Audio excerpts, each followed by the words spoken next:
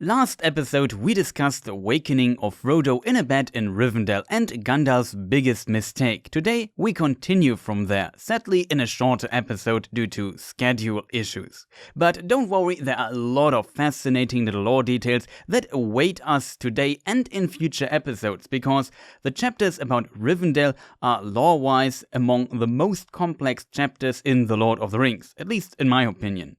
As always, I try to pronounce names as Tolkien described it, or it makes sense. Spoiler warning and shoutouts to Kimberly80, Laura Thornton and Sara Morello Art. There's a small detail I forgot to mention in episode 20, which was mainly about Glorfindel. It is mentioned during the Council of Elrond, when Gandalf explains what he did in the meantime while Frodo and his friends were heading to Rivendell. I think we already have a very detailed overview of what Gandalf did, but this detail is still missing and explains further why he was delayed. When Glorfindel met Frodo and the others in the chapter Flight to the Ford, Frodo assumed that Gandalf reached Rivendell and sent the Elf Lord, but Glorfindel denied that. We discussed that Gildor was an unsung hero here, but why has Gandalf not reached Rivendell at that point? Glorfindel left Rivendell 3 days after Frodo was stabbed, and Gandalf left Weathertop, chased by 4 Nazgûl, even around 3 days before that. In addition, the wizard rode on Shadowfax, so reaching Rivendell in 6 days should not be a problem at all. So why was he not there yet, and in fact reached it only 2 days before the unconscious and wounded Frodo arrived in Rivendell himself?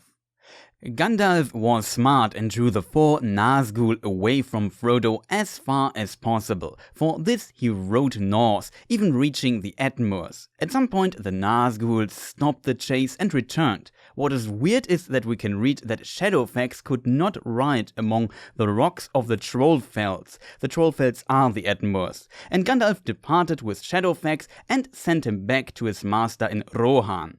The Ettenmoors are most likely very close to Mount Gram and have rocky parts. At least this is where this assumption comes from. Mount Gram is not marked on Tolkien's map, so there's a bit of speculation where it is, but it makes sense that it's close or even in the Ettenmoors. It could also be a part of the Misty Mountains or even an early name for Mount Gundabad. Gram is Old English and means something like fierce, hostile or angry, probably related to the word grim, which also existed in Old English in this form. As a side note, the orcs led by the Orc King Golfimbul that attacked the Shire 250 years in the past came from Mount Gram.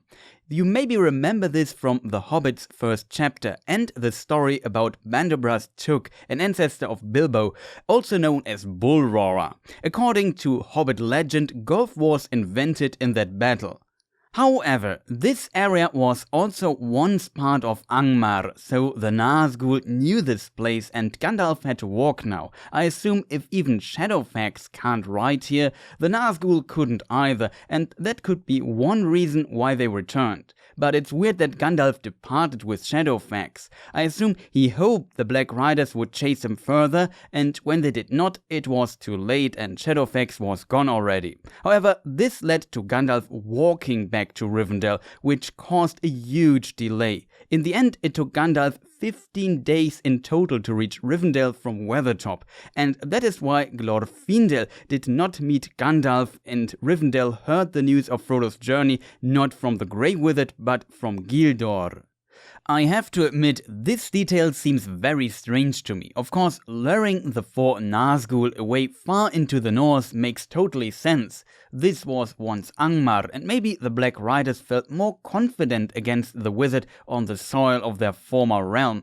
But Gandalf could also call Shadowfax by whistling 3 times, as seen in the 2 towers, and the Nazgûl already returned to the fort of Bruinen and would have been before him anyway, so he could have returned to a place where he can ride again, call Shadowfax and ride back to Rivendell in theory. Maybe he knew it would have not made a difference and did not want to put Shadowfax into further danger. Maybe he feared being surprised by the 4 Black Riders on his way back while not on a horse. As we can read, on foot not even Glorfindel and Aragorn together could withstand all 9, so 4 might have been at least a challenge for Gandalf on foot alone too.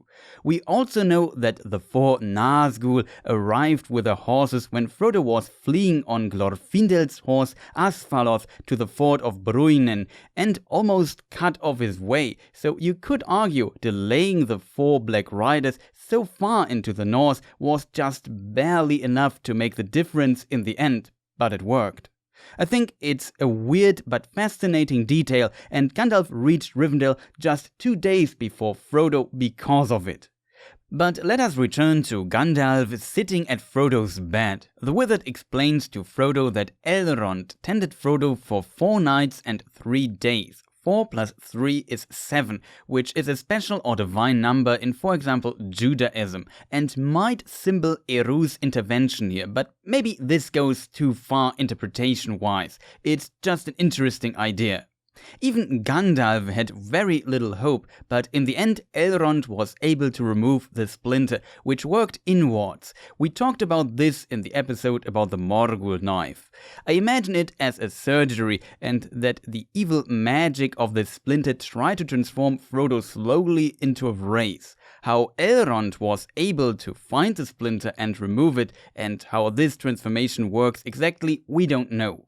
I understand it as that the Morgul knife needs to reach the heart for the transformation into a wraith, and that working inwards means that the splinter tried to reach the heart or apply dark magic to it, because the knife actually can't kill Frodo's body directly. He must be transformed to become this kind of wraith, else Frodo's spirit would leave Arda, maybe briefly entering the halls of Mandos. See my video about death. We might know more about this when the new Tolkien book, The Nature of Middle-earth, is released next year in May or June, I think, but maybe not. In my opinion, the Morgul knife tries to reach the heart, usually by being aimed there by the wielder, but does not kill the victim instantly with this, and just makes it possible that the victim is transformed very fast. Maybe due to the shock and bringing the body close to death, or by some magic interaction with the heart itself. The blade also breaks and vanishes in this process. The blade breaking into pieces and let's call it vaporizing also indicates that the intention is not to stop the heart instantly, but spread splinters in the body close to the heart, weakening and tormenting the victim, and work its evil magic to slowly transform the victim into a wraith while still being alive, close to death, but that is just my theory. What is also interesting, as mentioned, Strider took the hilt of the Morgul knife, of course the blade vanished, with him. Gandalf explains to Frodo that it's gone and has been melted. This is maybe the first hint at Rivendell having a forge. It makes sense that weapons lose their magical properties when their form is undone by, for example, melting. But of course, melting means heat and fire. In many cultures, fire and heat are seen as having cleansing abilities, especially in the context of a forge. In this context, I assume Dragonfire destroyed 4 of the 7 Dwarven Rings of Power too, even though it's phrased as dragons have consumed them in Lord of the Rings, while the Silmarillion uses the phrase consumed by fire. Of course, fire can also be associated with evil, if we think about, for example, the Balrog or Sauron's Black Hand that burned like fire. This way, Gil-galad was killed by Sauron in the final battle of the last alliance of elves and men. I guess if fire is seen as good or evil depends on who wields it. Speaking of Strider, shortly before this dialogue part, Frodo also talks about Strider and explains how helpful he was. Without him, he would not have made it to Rivendell nor survived. Frodo expresses his respect and thankfulness, and that he likes Strider, sees him as a friend. In this context, Gandalf explains for the first time, I think, a very important detail. Quote, "But there are few left in Middle-earth like Aragorn, son of Arathorn. The race of the kings from over the sea is nearly at an end.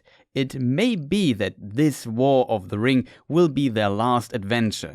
Frodo can't believe that Strider is one of the people of the old kings and that he thought he was only a ranger. Gandalf cries, "Only a ranger?" and explains further that this is what the Rangers are, the last remnant in the Norse of the great people, the men of the West.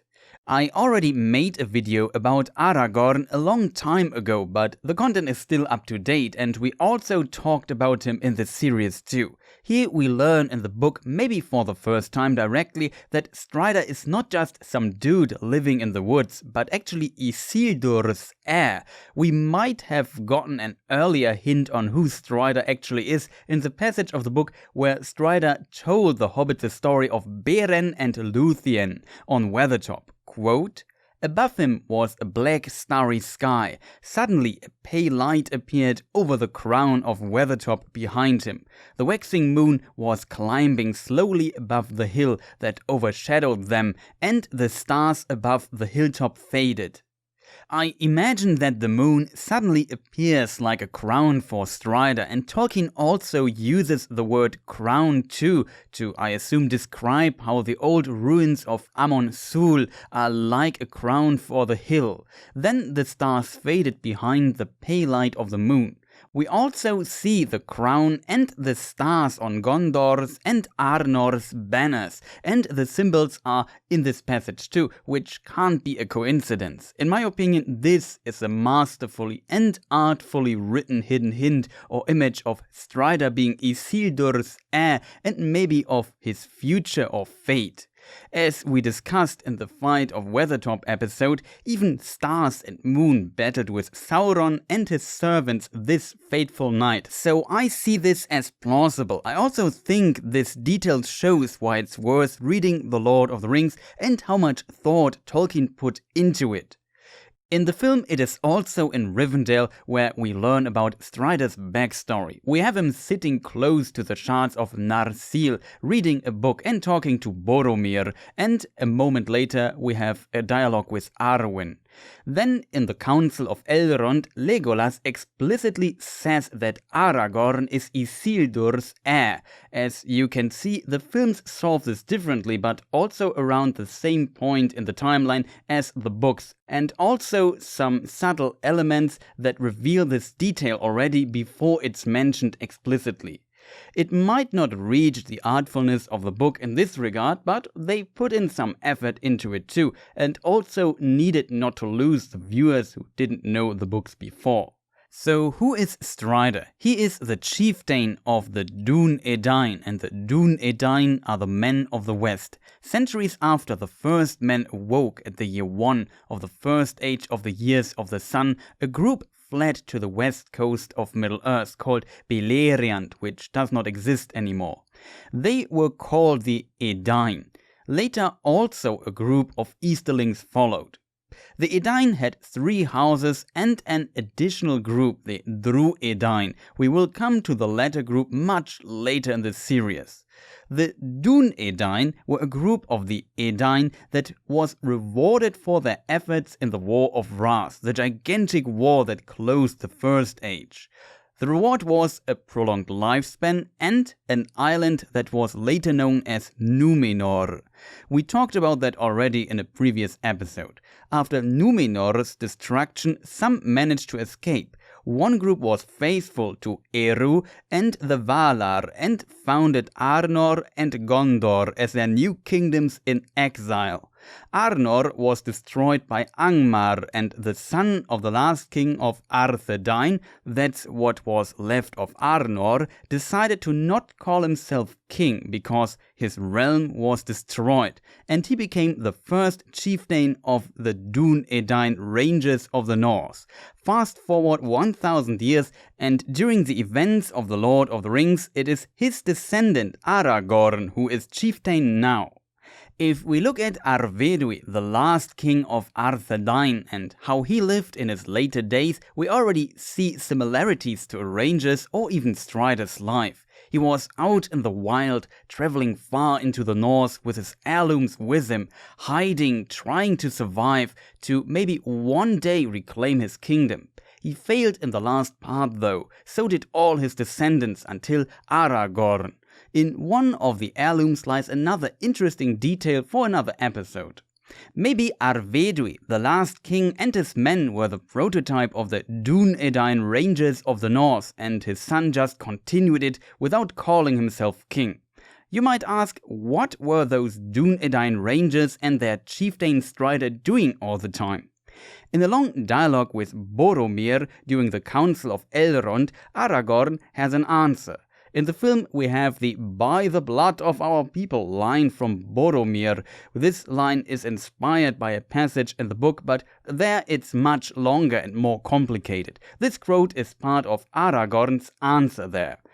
"Lonely men are we, rangers of the wild, hunters, but hunters ever of the servants of the enemy, for they are found in many places, not in Mordor only. If Gondor, Boromir, has been a stalwart tower, we have played another part. Many evil things there are that your strong walls and bright swords do not stay. You know little of the lands beyond your bounds. Peace and freedom, do you say? The Norse would have known them little but for us. Fear would have destroyed them, but when dark things come from the houseless hills or creep from sunless woods, they fly from us. What roads would any dare to tread? What safety would there be in quiet lands or in the homes of simple men at night if the Dúnedain were asleep or were all gone into the grave? And yet less thanks have we than you. Travelers scowl at us, and countrymen give us scornful names. Strider I am to one fat man who lived within a day's march of foes that would freeze his heart or lay his little town in ruin if he were not guarded ceaselessly. Yet we would not have it otherwise. If simple folk are free from care and fear, simple they will be, and we must be secret to keep them so. That has been the task of my kindred, while the years have lengthened and the grass has grown." As you see, the Rangers were still active and protected their people and their land, but the people did not know. The most prominent example is defending against the Nazgûl. In, for example, the unfinished tales we can read about the Dúnedain guarding Sarn Fort when the Nazgûl passed through while Aragorn was in Bree. But he was away to the north, upon the east road near Bree, and the hearts even of the Dúnedain misgave them. Some fled northward, hoping to bear news to Aragorn, but they were pursued and slain or driven away into the wild. Some still dared to bar the fort, and held it while day lasted, but at night the Lord of Morgul swept them away, and the Black Riders passed into the Shire. But there are other enemies as well. Sauron does not sleep. The Dúnedain are few and have to be secretive about their operations. If they do their job right, nobody will know because everything stays peaceful. As a result, they are feared and strangers to the people of the north and not treated well. Only if they would be gone, people would notice the difference. They even protected the Shire, as we learned in earlier episodes, quote from a much later chapter. Little do they, the people of the Shire, know of our long labor for their safekeeping of their borders, and yet I grudge it not. Especially the sentence, "yet we would not have it otherwise," if simple folk are free from care and fear, shows what a great leader Aragorn is and what a great king he will be. He puts his pride and noble status aside, risks his life and pulls all his men and own energy to keep his people and land safe from the enemy, not expecting anything for it, not even a thank you. Of course, he is a highly idolized character, but his rich background makes it authentic and plausible. He lived as a ranger, as did all his ancestors that were chieftains, and even the last king of Arnor himself too. He also learned much knowledge and wisdom in Rivendell from Elrond, his foster father, the elves, and from Gandalf, one of the wisest of the Maiar. But he also traveled the world for decades, becoming the best possible man that can become king, even networking and fighting for Gondor and Rohan without them knowing who he was. And on top of that, he must become king to marry the woman he loves. If he fails, he will have no children, and the last remaining line of the old Dúnedain kings from over the sea will end. That is who Strider is, and that is the doom that lays upon him. Bit by bit, we will explore this further in future episodes. Thank you for watching. The script just got longer and longer. When I started reading it was about 15 minutes long, but now we reached almost 20 minutes, so I guess it wasn't a short episode. I found it very interesting though and learned a lot myself during research too. I hope you enjoyed it. If so, maybe press the like button. Check my other videos, playlists are in the description, leave a comment or even recommend me further. In case you are still watching and want to subscribe, consider pressing the stupid bell. As already announced in my Portal 4 review, next video will be most likely not be about Tolkien's world, but science fiction related instead. A little exceptional project. We will see if I can finish it, else forget that I ever said this.